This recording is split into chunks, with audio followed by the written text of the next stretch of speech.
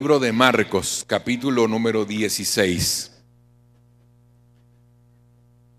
Déjeme dejar en su corazón, o tratar de dejar en su corazón, porque dependiendo de cómo lo abra usted, va a ser si se lo lleva en el corazón, o simplemente, como dicen por ahí, somos de los que nos entra por una oreja y nos sale por la otra.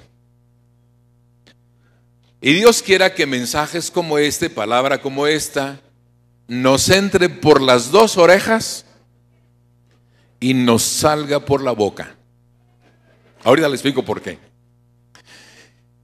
Que el mensaje nos entre por las dos orejas y nos salga por la boca. Porque lo que Jesús dejó al final de su vida terrenal como encargo a sus discípulos está aquí. Y vamos a ver incluso, después de leer este primer pasaje, cómo terminan los 4 evangelios. ¿Cuáles son las recomendaciones finales de Jesús antes de irse al cielo? Antes de ir a la cruz o después de ir a la cruz, estar en la sepultura 3 días, levantarse entre los muertos. ¿Qué recomendaciones, qué encargos dejó a sus discípulos? Leamos el versículo 15, por favor, en adelante. Y les dijo: id por todo el mundo. Estamos en el capítulo 16 de Marcos. Versículo 15. Y les dijo: id por todo el mundo y predicad el evangelio a toda criatura. El que creyere y fuere bautizado será salvo, mas el que no creyere será condenado. Y estas señales seguirán a los que creen. En mi nombre echarán fuera demonios, hablarán nuevas lenguas, tomarán en las manos serpientes, y si bebieren cosa mortífera no les hará daño. Sobre los enfermos pondrán sus manos y sanarán. Y el Señor, después que les habló, fue recibido arriba en el cielo y se sentó a la diestra de Dios. Y ellos, saliendo, predicaron en todas partes, ayudándoles el Señor y confirmando la palabra con las señales que la seguían. Las señales que la seguían. ¿A quién seguían las señales? A la palabra, a la predicación, a la enseñanza. Las señales seguían a las declaraciones de Jesús. Las señales seguían al mensaje de los apóstoles. Dios honra su palabra y las señales van a seguir a su palabra. La han seguido desde que Jesús lo declaró y la seguirán siguiendo hasta que Él venga. Porque el cielo y la tierra pasarán, pero sus palabras no pasarán. Vamos a regresar un ratito más acá, pero vayan a Mateo capítulo 28, por favor. Porque quiero pedirles que observemos, si son tan amables, observemos cómo describen los otros evangelios esas recomendaciones o esas instrucciones o esa comisión a la que los teólogos le llaman la gran comisión. Capítulo 28, versículo número 16 en adelante. Pero los 11 discípulos se fueron a Galilea, al monte donde Jesús les había ordenado. Y cuando le vieron, le adoraron, pero algunos dudaban. Y Jesús se acercó y les habló diciendo: toda potestad me es dada en el cielo y en la tierra. Por tanto, id y haced.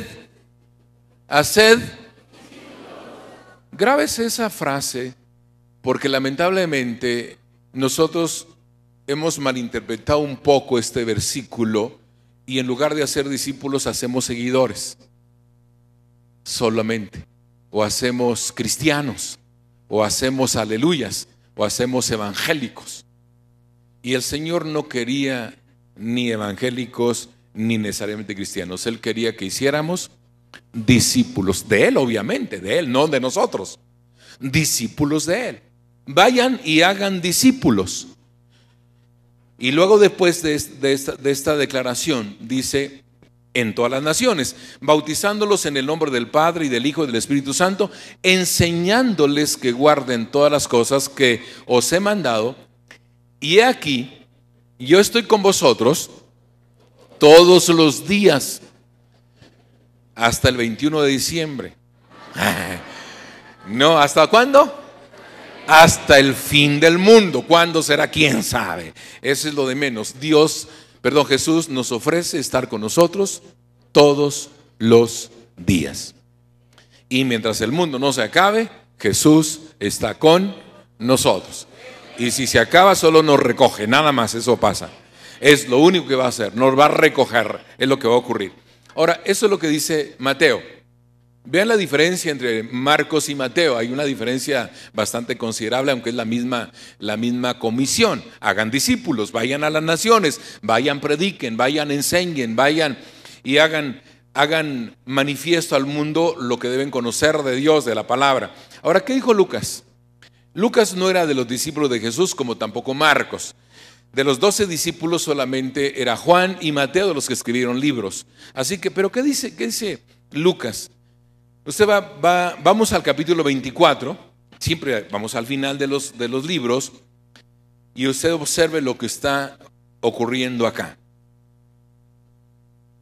Verso 46, Jesús está hablando con sus discípulos y escuche lo que dice. Y les dijo: así está escrito y así fue necesario que el Cristo padeciese y resucitase de los muertos al tercer día, y que se predicase en su nombre el arrepentimiento y perdón de pecados. ¿Dónde? En todas las naciones, comenzando desde Jerusalén. Y vosotros sois testigos de estas cosas. He aquí, yo enviaré la promesa de mi Padre sobre vosotros, pero quedaos vosotros en la ciudad de Jerusalén hasta que seáis investidos de poder desde lo alto. Verso 50.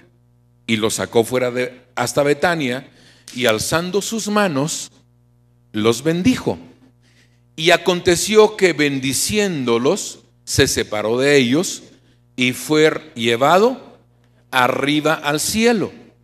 Ellos, después de haberle adorado, volvieron a Jerusalén con gran gozo y estaban siempre, ¿dónde?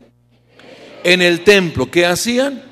Alabando y bendiciendo a Dios. Vaya conjugando las ideas, porque si nos quedamos con Lucas solamente, nos quedaríamos pensando, bueno, y entonces no que iban a ir a todas las naciones, no que llevaran el evangelio y hicieran discípulos, no que bautizaran a los nuevos creyentes en Dios. Si aquí termina Lucas diciendo que estaban siempre en el templo alabando y bendiciendo a Dios. Y si nos quedamos con esa idea, pensaríamos nosotros, entonces no evangelizaron. Pero hay que conjugar todo. Hicieron esto como también hicieron lo otro. Amén, hermanos.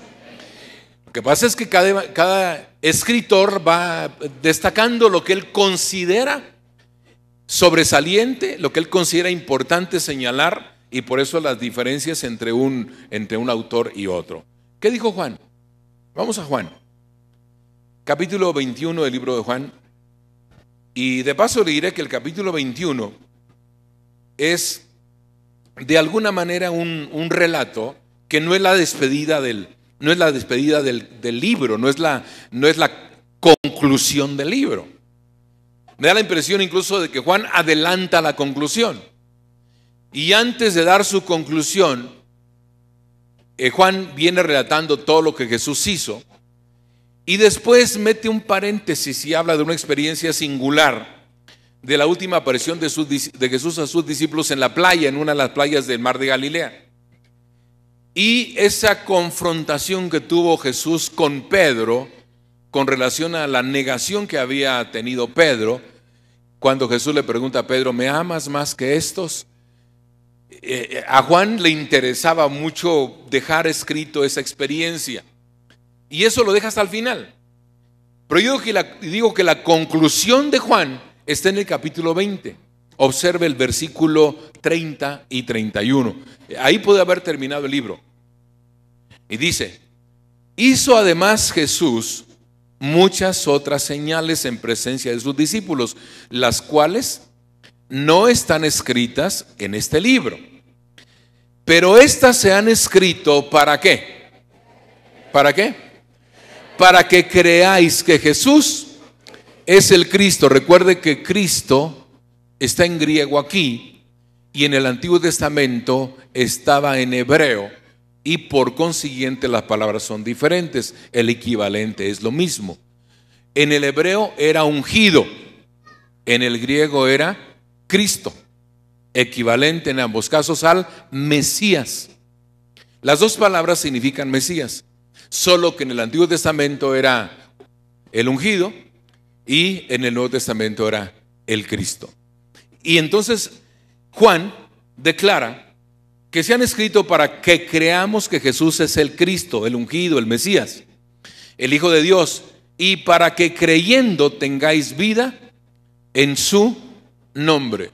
Eso júntelo al verso 25 del 21, capítulo 21, verso 25. Esa es la conclusión del libro. Y hay también otras muchas cosas que hizo Jesús, las cuales si se escribieran una por una, pienso, eso es lo que piensa Juan, pienso que ni aún en el mundo cabrían los libros que se habrían de escribir. Hizo tantas cosas, hizo tantas obras, hizo tantos milagros, hizo tantas maravillas, que Juan dice, no hay espacio suficiente en los libros para escribir todo lo que Jesús hizo. No hay suficiente tinta en este tiempo, no hay suficientes pergaminos para escribir todo lo que Jesús hizo. Para mí esos dos versículos, el número 31 y 25 del capítulo 20 y 21, es la expresión de Juan diciendo: Jesús es único, es único. No hay ningún ser humano en la historia del hombre que se compare con él. Jesús es único. Y qué bueno que nos dejó instrucciones a ustedes y a mí a través de esto, porque debo decir de paso que los evangelios fueron escritos para todos los creyentes en Jesús, para todos aquellos que recibiéramos a Jesús como nuestro Señor y Salvador. El evangelio fue escrito para nosotros, para todas las generaciones. Pasando al libro de Marcos, que es donde quiero emplear unos cuantos minutos con ustedes, destacando tres cosas importantes. La primera, la comisión que el Señor les da en el verso 15. Les dijo: vayan por todo el mundo y prediquen el evangelio a toda criatura. La iglesia, ustedes y yo, sí, entendemos que somos la iglesia, ¿verdad?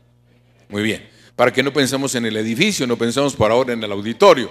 La iglesia, ustedes y yo, debemos considerar y debemos tener bien claro en nuestra mente que entre las razones por las cuales el Señor diseñó un cuerpo místico, que la iglesia es un cuerpo místico, no era solo para congregarnos, no era solamente para tener lo que llamaron en su tiempo los apóstoles koinonía.